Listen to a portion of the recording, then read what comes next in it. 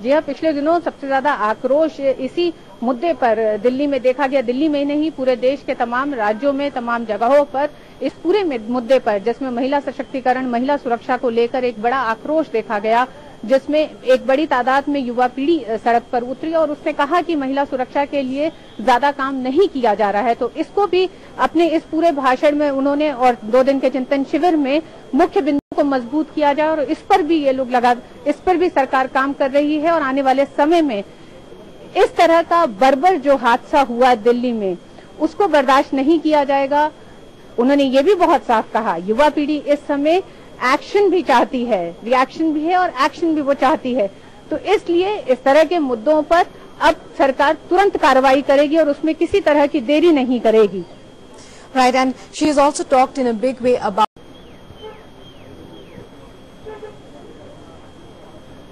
जी हाँ, बिल्कुल, उन्होंने बहुत साफ कहा कि यूपीए सरकार ने और खासकर यूपीए 2 ने जिस तरह की योजनाओं को लोगों के बीच में पहुंचाया और सीधे तौर पर जो कांग्रेस के हमेशा से जो कांग्रेस से जुड़ा रहा है, वो हाशिए पे खड़ा आदमी रहा है, आम आदमी रहा है, उसको मजबूत करने की कोशिश की है। चाहे वो सूचना के अधिकार का अधिनियम हो या फिर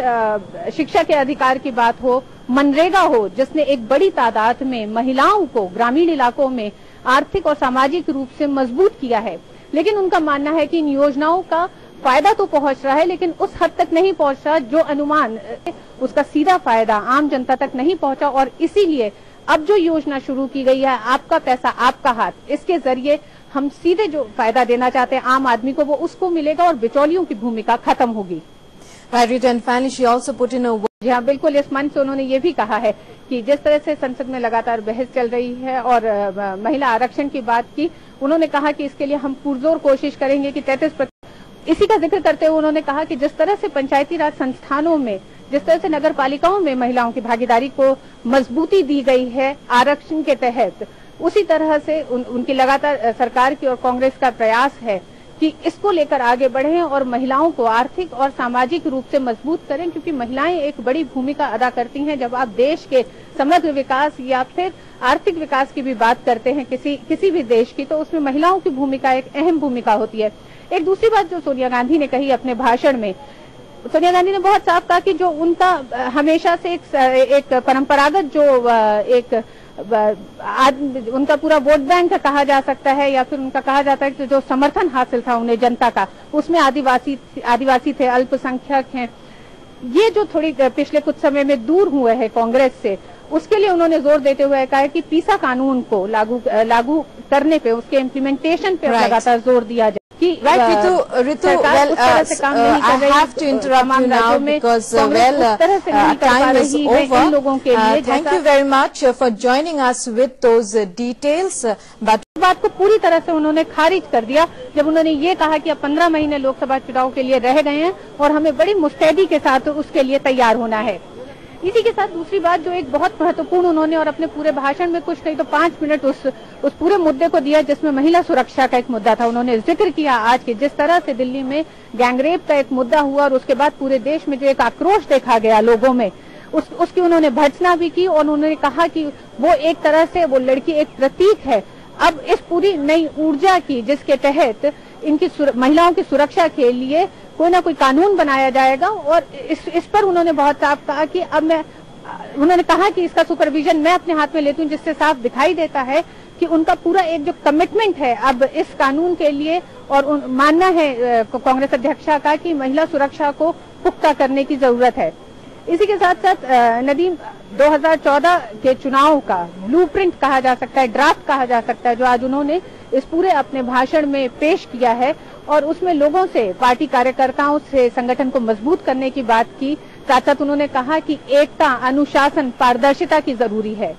बहुत साफ शब्दों में उन्होंने कहा कि संगठन को मजबूत बनाने के लिए, चाहे वो 2013 के 5 राज्यों के चुनाव हो जो इस साल अंत में होने या फिर 2014 के लोकसभा चुनाव के लिए,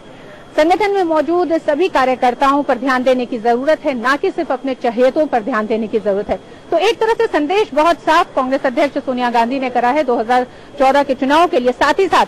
जब उद्घाटन भाषण हुआ था सोनिया गांधी का, तो लोगों में एक ये राय सामने आई थी कि महंगाई का मुद्दा कहीं नहीं था। लेकिन आज अपने भाषण में कांग्रेस अध्यक्ष सोनिया गांधी ने बहुत साफ कहा कि जिस समय से वैश्विक मंदी का दौर शुरू हुआ है, शुरुआती दौर में भारत पर उसका असर नहीं था, लेकिन अब भारत पर कुछ असर दिखाई दे रहा है, जिसकी वजह से सरकार को कुछ कठोर कदम उठाने पड़े हैं। और इन कदमों के बाद पार्टी नेताओं का, पार्टी कार्यकर्ताओं का फर्ज बनता है कि वो जनता के बीच जाएं और इस संदेश को लोगों तक,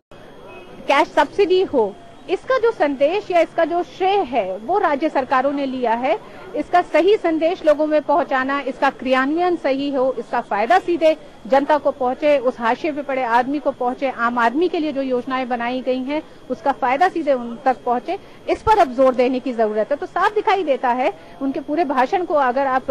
ध्यान से देखें तो 2014 के चुनाव की एक तरह से उन्होंने आज आगाज किया और उन्होंने कहा कि इन बिंदुओं पर 2014 के लोकसभा चुनाव की तैयारी के तहत पार्टी कार्यकर्ताओं और नेताओं को अब काम करने की जरूरत है। भ्रष्टाचार की बात उन्होंने की, उन्होंने कहा भ्रष्टाचार इतना जड़ कर चुका है कि उसके खात्मे के लिए अब मुस्तैदी के साथ काम करने की जरूरत है, जिस पर उन्होंने सिर्फ राजनीति और नौकरशाही दोनों में व्याप्त भ्रष्टाचार का जिक्र किया और उन्होंने लोकपाल बिल का भी जिक्र करा और आने वाले समय में उसको भी संसद में पारित कराने की बात कही। उन्होंने कहा कि हमने प्रयास एक तरह से शुरू कर दिया है कि इस पर भी हम नकेल कस सकें।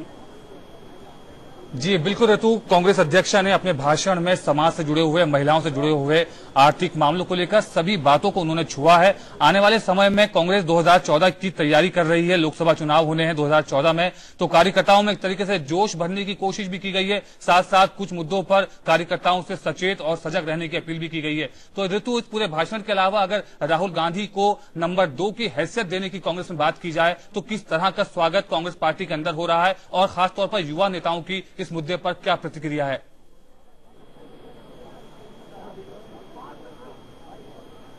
कांग्रेस पार्टी में तो निश्चित रूप से एक लंबे समय से महासचिव राहुल गांधी के किसी बड़े पद को लेने की एक बहस भी चल रही थी, बात भी चल रही थी और एक तरह से युवा नेता और एआईसीसी कार्यकर्ताओं में ये मांग थी कि राहुल गांधी एक बड़ा पद ले और नेतृत्व करें कम से कम नौजवान पीढ़ी का, युवा पीढ़ी का जो पार्टी में है। तो इससे निश्चित रूप से खुशी है और तमाम सांसदों ने और नेताओं ने जुड़े हुए हैं, उनका कहना है कि अब हम और बेहतर रिजल्ट सामने पार्टी को भी दे सकेंगे और जनता में भी एक नया संदेश दे पाएंगे, एक नई दिशा दे पाएंगे पार्टी को। नदीम, यहाँ पे एक बात बताना चाहूंगी कि जयपुर हमेशा से कांग्रेस पार्टी के इतिहास में एक महत्वपूर्ण स्थान रखता है, क्योंकि आजादी के बाद भी 1948 में कांग्रेस का पहला अधिवेशन भी जयपुर में ही हुआ था और आज जो एक तरह से पीढ़ीगत परिवर्तन देखा जा रहा है वो भी जयपुर से ही हुआ है, इस चिंतन शिविर से। तो इस तरह से जयपुर का स्थान अपने आप में काफी अहम है कांग्रेस पार्टी में और इस घोषणा के बाद से माना जा रहा है कि अब पार्टी एक नई दिशा के साथ आगे बढ़ेगी। देखना यह है कि आने वाले समय में किस तरह से, जिस तरह के उपाय किए जाएंगे राष्ट्रीय उपाध्यक्ष राहुल गांधी के जरिए और उनकी टीम के जरिए, उसके नतीजे किस तरह से सामने आते हैं उसको लेकर किस तरीके की रणनीति आगे आने वाले समय में देखी जाएगी और इन फैसलों पर राहुल गांधी का कितना असर होगा, कितनी छाप देखी जाएगी?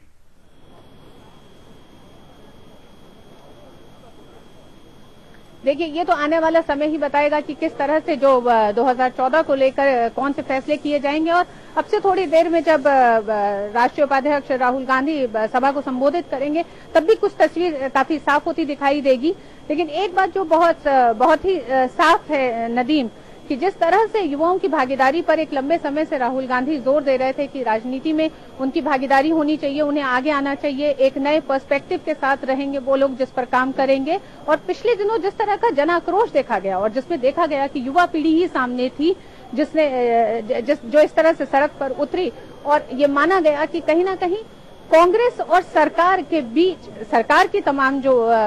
पॉलिसीज हैं उसका असर कहीं ना कहीं कांग्रेस से जुड़े लोगों पर पड़ने लग गया है। तो एक जो राजनीति और अर्थव्यवस्था का जो एक सरकार के बीच का एक वो बैलेंस कायम करने की बात कही गई है, इसीलिए लगातार कांग्रेस अध्यक्ष सोनिया गांधी ने भी कहा कि जो संदेश है तमाम योजनाओं का वो पार्टी के जो कार्यकर्ता हैं, जो पार्टी से जुड़े तमाम लोग हैं उन तक पहुंचना चाहिए। सरकार को कुछ कठोर कदम उठाने पड़ते हैं, जिस तरह से उन्होंने वैश्विक मंदी की बात की और कहा कि आर्थिक सुधारों के तहत वो करना पड़ रहा है, लेकिन उसका सही संदेश वहां तक पहुंचे। तो सरकार कुछ नीतियां बनाती है, लेकिन कांग्रेस जिस तरह से अपने परंपरागत लोगों के साथ जो जुड़ी रही है, उनको सही संदेश वहां तक पहुंचा सके, ये सबसे बड़ा एक तरह से एक मूल मंत्र के रूप में इसको लेके 2014 के चुनाव के लिए आगे बढ़ना होगा। और जहां तक बात हुई राहुल गांधी किस तरह की चीजें, जैसे राहुल गांधी ने बहुत साफ कहा और एक लंबे समय से इस पे बहस भी चल रही है कि जिला अध्यक्ष और प्रदेशाध्यक्ष जो होते हैं पीसीसी और डीसीसी उसके, उनको चुनाव नहीं लड़ना चाहिए। इस पे लगातार राहुल गांधी जोर देते रहे हैं, क्योंकि वो संदेश अच्छा नहीं जाता है। जी बिल्कुल, मैनेजर्स होते हैं वो जब चुनाव के लिए खड़े हो जाते हैं। वहीं और भी इस तरह के कई सुधार हैं जिनका जिक्र आज राहुल गांधी अपने भाषण में करने वाले हैं। कांग्रेस कार्यकर्ताओं को खासतौर से इंतजार है कि आज